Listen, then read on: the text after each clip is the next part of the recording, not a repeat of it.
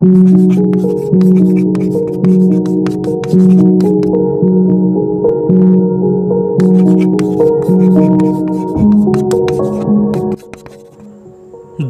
উপলক্ষে শান্তিনিকেতনে যেমন বসন্ত উৎসব হয়, তেমনি নানা মেলা বসে বাংলার নানান দিকে দিকে। তেমনই একটি কল্যাণীর ঘোষপাড়ার সতীমার দোল মেলা। আউলিয়া সম্প্রদায়ের সতীমা অর্থাৎ সরস্বতী দেবী এই মেলার প্রবর্তন করেন আনুমানিক 200 বছর আগে। খ্রিস্টীয় অষ্টাদশ শতাব্দীর মাঝামাঝি বাংলার অন্তজ সম্প্রদায়ের মানুষদের নিয়ে গড়ে ওঠে আউল সমাজ। এই সম্প্রদায়ের আদিগুরু ছিলেন আউল চাঁদ। তার মৃত্যুর পর আউল সমাজের কর্তাপদ লাভ করেন রামশরণ পাল। তারই স্ত্রী ছিলেন সরস্বতী দেবী, যিনি পরবর্তীকালে সতীমা নামে প্রসিদ্ধি লাভ করেন। এ মেলা জমে ওঠে বাউল, কীর্তন, লোকগীতি, পল্লীগীতির সুরে। আখড়ায় আখড়ায় সারা রাত ধরে বসে গানের আসর। শ্রোতাদের অধিকাংশই গ্রাম ও মফস্বলের। সরকারি পৃষ্ঠপোষকতায় তৈরি হয় লালন মঞ্চ। গানের পাশাপাশি বিশাল উনুন জ্বালিয়ে ক্ষুণ্ণিবৃত্তির ব্যবস্থাও হয় এই আখড়াগুলিতে। দূর দূরান্তের যাত্রীদের আশ্রয়স্থল এই আখড়াগুলি। পশ্চিমবঙ্গ সরকার, কল্যাণী বিশ্ববিদ্যালয় এবং রামশরণ পালের বংশধরদের জমিতে বসা এই মেলা আয়তনে বেশ বড়। বর্তমানে মেলা পরিচালনার দায়িত্বে আছে কল্যাণী পুরসভা। মেলায় দোকান বসে প্রায় 400-500। 7 দিনের এই মেলায় দোলের আগের দিন থেকে পরের দিন এই 24 ঘন্টা মেলা চলে। কল্যাণী সীমান্তগামী ট্রেনের ঘোষপাড়া স্টেশন থেকে মেলার কেন্দ্র 2 কিলোমিটার দূর হলেও প্ল্যাটফর্ম ছাড়াতেই শুরু হয়ে যায় কেনাকাটা। মাটি, কাঠ, পাথর, বিবিধ ধাতু, চামড়া, কাপড়, প্লাস্টিকের সম্ভাবে ভরে থাকে দোকানগুলি।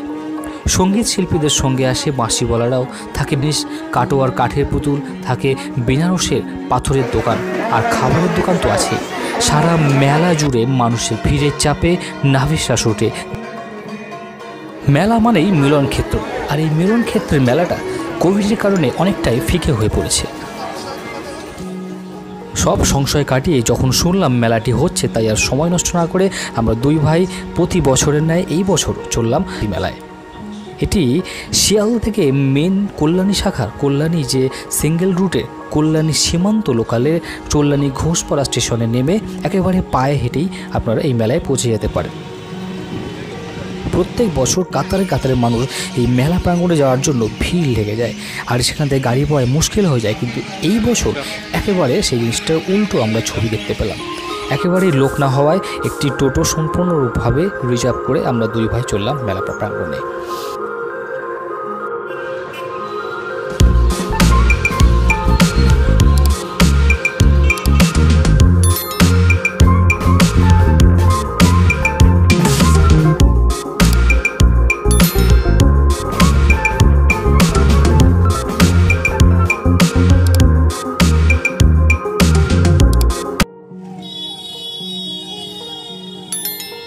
সতীমার দোল যেহেতু শাক্ত মতো পালিত হয়, তাই একে ঘিরে প্রচলিত কাহিনীর সংখ্যাও নেহাত কম নয়।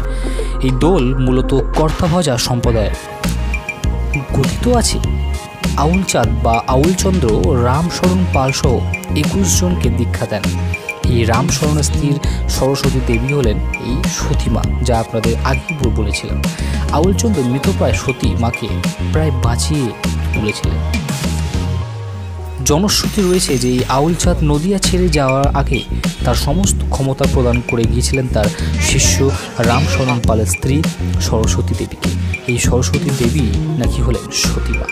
তিনি দুধ পুকুরে স্নান করে ডালিম গাছের তলায় বসে বহু মানুষের দুরারোগ্য সারিয়েছিলেন। বর্তমানে এই ডালিম গাছের নিচেই রয়েছে সতীমায়ের মন্দির।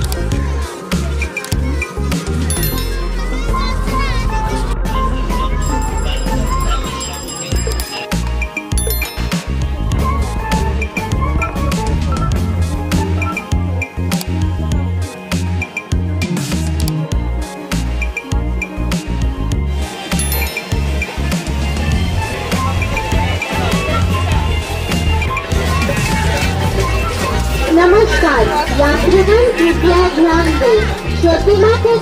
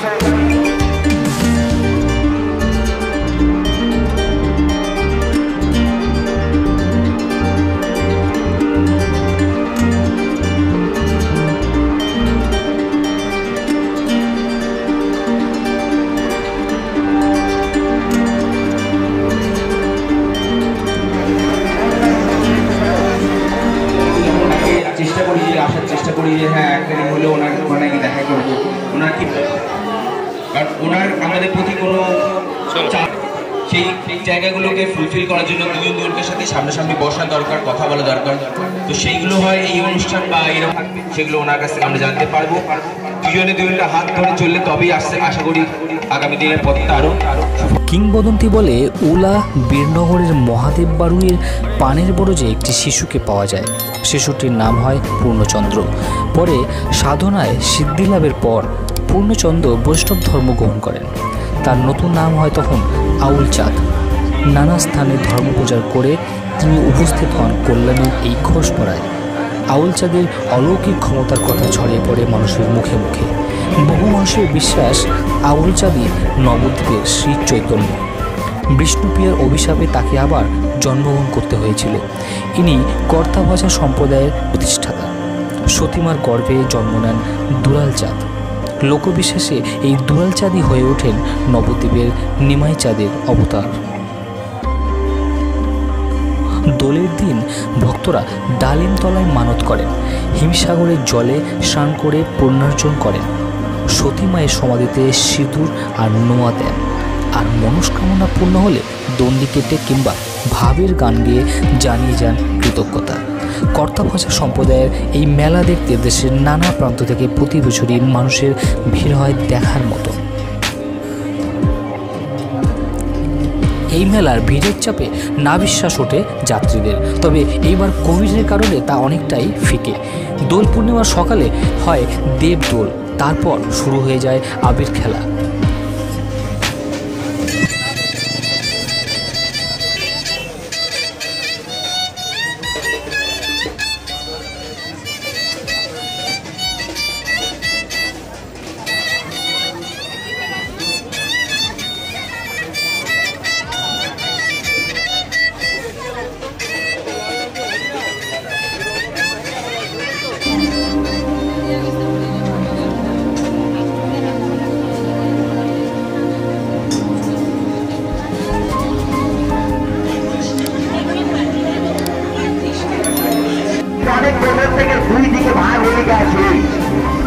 একদিকে চলে গেছে গঙ্গা,